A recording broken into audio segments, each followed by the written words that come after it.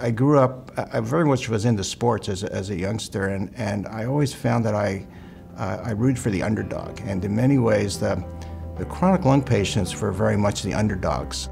To honor Dr. Andrew Ries is also to honor the health professionals of the UCSD Pulmonary Rehabilitation Program and the patients they serve. Because of the epidemic of tobacco consumption and cigarette smoking over the 20th century, we began to see all these patients coming in with chronic lung diseases who had very little understanding of their disease, and these rehabilitation programs kind of evolved. It's tough, it's very tough for them.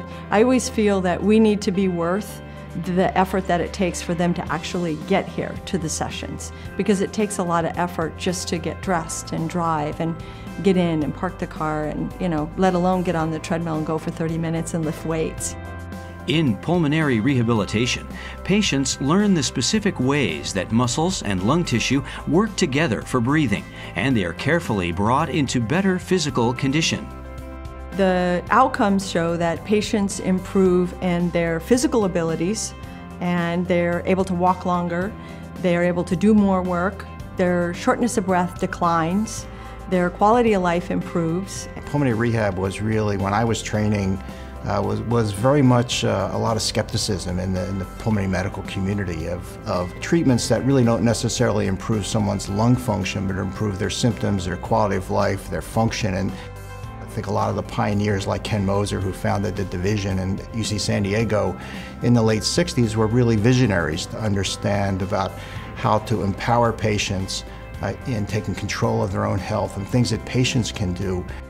The rehabilitation activities we've been involved in chronic lung disease have been a perfect marriage of that, of seeing the practice of medicine evolve based on a lot of the findings and the discovery that we've made in our research activities and our scientific work. What I call it is the magic, which is what you see are those outcomes, and yet we have not changed their lung function. So we don't actually give people more lung function.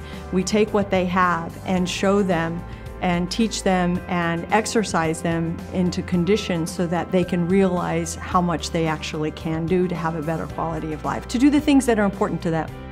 And I think through a lot of the work that's been done in here and other places, we've been able to change health policy. Pulmonary rehabilitation is really a standard of care in the management of patients with chronic lung disease, and several decades ago that was certainly not the case. Learn a lot from the patients, learn about the dignity of suffering, and these patients who really value health and appreciate life and really cherish every day, even though they're very sick and disabled and have very limited functional ability, and be able to help them and really make a difference is really what gets me going every day.